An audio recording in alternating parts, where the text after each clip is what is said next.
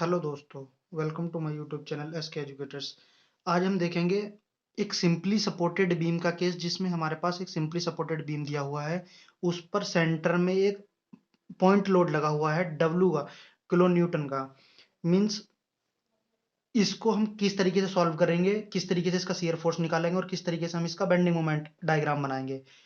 इसमें सबसे पहले क्या होगा, हम रिएक्शंस कैलकुलेट करेंगे, मतलब ये आर ए और आर बी कैलकुलेट करेंगे। उसके बाद सेम वही फंडा जो हमने पहले वीडियो में किया था, मतलब शियर फोर्स बनाना है उसके बाद, और इसके बाद सिर्फ बेंडिंग मोमेंट बनाना है। तो देखते हैं, let's see it. To calculate reactions A and B,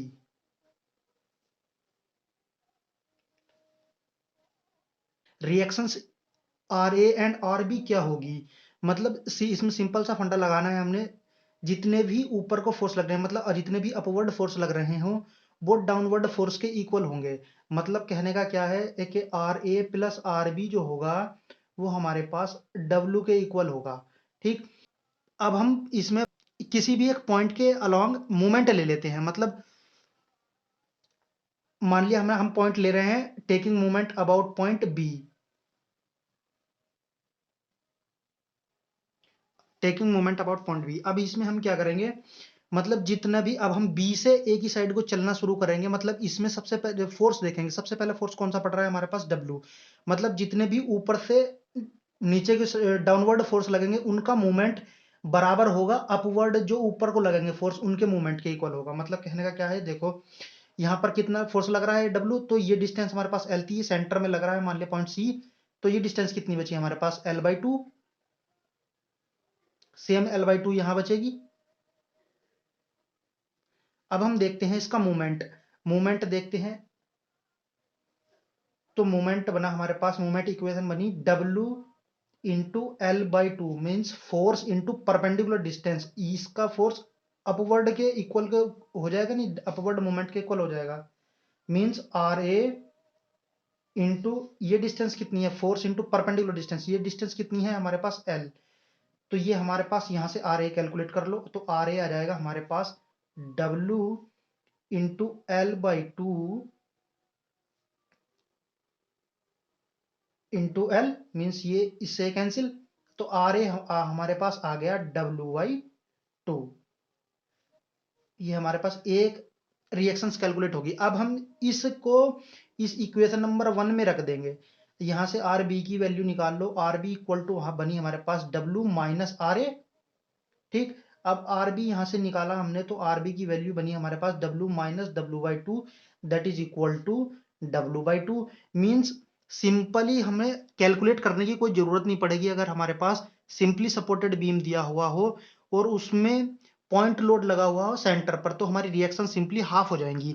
मतलब जो पॉइंट यहाँ, जो पॉइंट लोड यहाँ होगा उसके ये रिएक्शंस हाफ हो जाएंगी। मान लिया यहाँ पर अगर जो 10 दिया हुआ होता तो ये रिएक्शंस हमारे पास 5 5 बचती।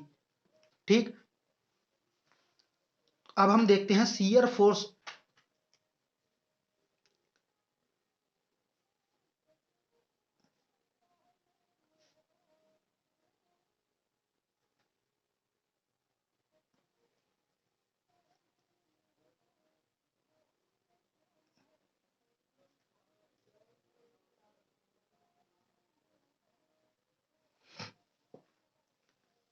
ये हमारे पास डायग्राम था। तो अब शियर फोर्स बनाने के लिए हम क्या करते थे, एक सेक्शन मान लेते थे, कोई भी एक सेक्शन ले लिया हमने, एक्स एक्स।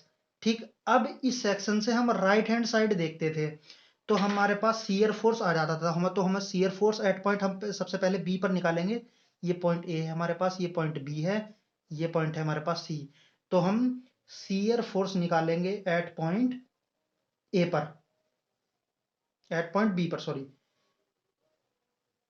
तो ये वो शियर फोर्स, ये एक्स एक्सेस होगी हमारे पास। इधर को देखेंगे हम तो फोर्स कितना लगा, आर ए की वैल्यू क्या थी हमारे पास, W by two. R B की वैल्यू सॉरी, आर ए की वैल्यू भी हमारे पास डब्ल्यू बाई टू थी। तो हमारे पास ये फोर्स लगा जब हमारे पास नीचे से अप ऊपर की तरफ फोर्स लगता है कोई, तो हमारे पास शियर फोर्स होती है नेगेटिव। मींस यहां से अगर जो हम डाउन राइट हैंड साइड को देखेंगे तो फोर्स हमारे पास किधर को लग रही है, अपवर्ड लग रही है। तो अपवर्ड का शियर फोर्स जो होगा हमारे पास वो नेगेटिव होता है। Means minus W by to हो जाएगा हमारे पास। ये न्यूटन किलो न्यूटन जो भी यूनिट दे रखी होगी उसके हिसाब से हम इसको एडजस्ट कर लेंगे। अब हम देखते हैं shear force at point C पर। सी पर शियर फोर्स कितना होगा, मतलब यहां से इस पॉइंट पर खड़े होकर के राइट हैंड साइड को देखना है हमें। तो हमारे पास दो फोर्सेस लगेंगी, आर बी लगेगी और डब्ल्यू लगेगी। तो यहां से इसको कैलकुलेट करके -W/2 आ जाएगा हमारे पास, प्लस डब्ल्यू आ जाएगा, ये डाउनवर्ड लगेगा तो डब्ल्यू हो जाएगा। तो रिएक्शन शियर फोर्स आ गया हमारे पास W/2। अब हम देखेंगे शियर फोर्स एट पॉइंट ए पर। तो शियर फोर्स एट पॉइंट ए, यहां से खड़े होकर के देखना है हमको। शियर फोर्स हो जाएगी हमारे पास W/2। अब हम देखेंगे शियर फोर्स एट पॉइंट ए पर। तो शियर फोर्स एट पॉइंट ए पर भी W/2 होगा हमारे पास। अब हम देखते हैं बेंडिंग मोमेंट के लिए। ये था हमारे पास for shear force.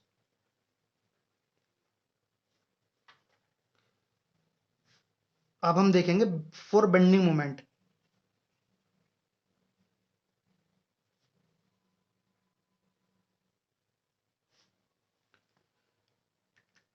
Bending moment निकालने के लिए हमें क्या करना पड़ेगा, मोमेंट इक्वेशंस लिखनी पड़ेंगी। मतलब इसी सेक्शन से हम बेंडिंग मोमेंट मोमेंट इक्वेशन लिख लेंगे हम।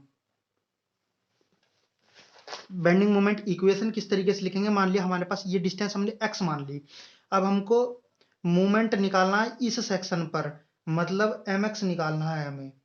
ठीक, तो हमारे पास mx कितना होगा, ये फोर्स कितना कहां से लग रहा है हमारे पास, इस सेक्शन से राइट हैंड साइड को देखेंगे तो हमारे पास फोर्स अपवर्ड लग रहा है। तो अपवर्ड मूवमेंट कितना होता है, पॉजिटिव होता है, तो plus W/2 into force into perpendicular distance कितनी ली हमने, x ली। तो ये आ गया हमारे पास मूवमेंट एट सेक्शन एक्स पर। तो हम पॉइंट अगर बी पर लेने लगे, एट पॉइंट बी, तो मूवमेंट हो जाएगा हमारे पास पॉइंट बी पर W/2 इंटू एक्स की वैल्यू कितनी है बी पॉइंट पर, 0 है। तो ये हमारे पास bending moment at point B हो जाएगा हमारे पास 0। अब देखते हैं हम एट पॉइंट सी। तो bending moment at point C is equal to हो जाएगा हमारे पास W/2 इंटू एक्स की वैल्यू सी पर पॉइंट पर कितनी हो जाएगी, L/2। तो ये हो जाएगा हमारे पास L/2, तो ये हो जाएगा हमारे पास WL/4। अब देखते हैं पॉइंट ए के लिए। Four point A, A point के लिए डायग्राम बना लेते हैं हम इसके लिए। अब हम ए पॉइंट के लिए अब हम देखेंगे 4.A। तो ए पॉइंट के लिए हम सेक्शन मान लेंगे कहीं यहाँ पर, मतलब उसके नजदीक मानना होता है। हमारे पास सेक्शन मान लिया हमने XX, यहां से यहां तक की डिस्टेंस ले ली हमने x। तो अब देखो यहां से मोमेंट इक्वेशन लिखो पहले XX सेक्शन के लिए। तो mx इक्वेशन आ गई हमारे पास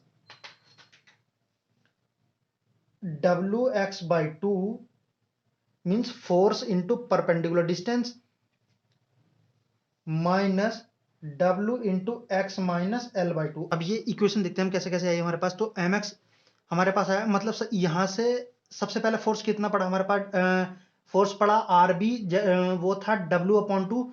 तो force into perpendicular distance means W/2 into perpendicular distance हमारे पास x थी, यहां से यहां तक की दूरी, तो x आ गई। माइनस क्यों लगा, क्योंकि हमारे पास जो बेंडिंग मोमेंट है वो डाउनवर्ड है, मीन्स फोर्स हमारे पास डाउनवर्ड है। तो बीम इस तरीके से झुकेगा, कुछ इस तरीके से झुकेगा। तो इस तरीके से झुकने पर हम लेते हैं बेंडिंग मोमेंट नेगेटिव अपना। तो हमारे पास ये आ गया -W, माइनस ये W इंटू एक्स माइनस। अब यहां से ये इतनी डिस्टेंस लेनी है हमको, तो ये कितनी बची हमारे पास, ये बची हमारे पास x माइनस L/2। ठीक, तो force into perpendicular distance, force into perpendicular distance. तो ये आ गया हमारे पास मोमेंट इक्वेशन। अब हम इसको सॉल्व कर लेते हैं। सॉल्व करने पर मिलेगा हमको ये -WX/2 प्लस WL/2। ठीक, अब हम देखते हैं एट पॉइंट ए पर। पॉइंट ए पर x की वैल्यू कितनी हो जाएगी, इस x की वैल्यू कितनी हो जाएगी, फुल लेंथ हो जाएगी, means x is equal to L हो जाएगा। तो हम देखते अब इस इक्वेशन में ये वैल्यू पुट करा दो, मोमेंट आ जाएगा हमारे पास पॉइंट ए पर -W इंटू एक्स की जगह L पुट करा दो, WL/2 प्लस WL/2। तो हमारे पास पॉइंट मोमेंट की वैल्यू आ गई 0। Moment at point A is equal to 0। अब हम शियर फोर्स और बेंडिंग मोमेंट डायग्राम बनाते हैं। सिंपली हमने बीम ड्रॉ किया, शियर फोर्स डायग्राम बना रहे हैं हम ये। ये बना रहे हैं हम शियर फोर्स डायग्राम। ठीक, तो शियर फोर्स डायग्राम बनाने के लिए हमने एक सिंपल एक लाइन ड्रॉ की। अब हम देखेंगे कि हमारे पास फोर्सेस कितने थे, शियर फोर्सेस है कितने कितने थे। शियर फोर्स पॉइंट बी पर कितना था, -W/2। -W/2 मीन्स हमने कोई भी लेंथ खींच दी माइनस नेगेटिव साइड में। मान लिया हमने -W/2 खींच दी। अब हम देखेंगे पॉइंट सी पर कितना था, पॉइंट सी पर था W/2। ठीक, तो पॉइंट सी पर लिया हमने, पॉइंट ले लिया ये हमारे पास, ये पॉइंट ए था हमारे पास, ये पॉइंट बी था, ये पॉइंट था हमारे पास मान लिया सी। तो पॉइंट सी पर कितना है हमारे पास, पॉइंट सी पर है W/2, तो W/2 खींच दो। अब यहां से पॉइंट बी से सी तक कोई मोमेंट चेंज नहीं हुआ। अब हम पॉइंट ए पर देखते हैं, पॉइंट ए पर कितना था हमारे पास, W/2, W/2 खींच दो। अब इन दोनों को सिंपली एक स्ट्रेट लाइन से ज्वाइन कर दो। तो ये हो गया हमारे पास, इसको हम सिंपली स्ट्रेट लाइन से ज्वाइन कर देंगे। ये आ गया हमारे पास शियर फोर्स डायग्राम। अब हम देखते हैं bending moment diagram, bending moment diagram. ठीक, उसमें भी क्या करेंगे, उसमें भी हम सिंपली एक सबसे पहले एक लाइन खींच देंगे, एक बीम बना लेंगे ए बी। ये पॉइंट है हमारे पास सी। ठीक, अब पॉइंट ए पर देखो, पॉइंट बी पर देखो, पॉइंट बी से चलना शुरू करेंगे। पॉइंट बी पर कितना था बेंडिंग मोमेंट, 0 था। पॉइंट सी पर बेंडिंग मोमेंट था WL/4, तो इसको खींच दो, WL/4 बन गया हमारे पास। ये पॉइंट ए पर कितना था, सॉरी, पॉइंट ए पर कितना था, पॉइंट ए पर भी हमारे पास बेंडिंग मोमेंट 0 था। तो इसको हम सिंपली एक स्ट्रेट लाइन से ज्वाइन कर देंगे। ये आ गया हमारे पास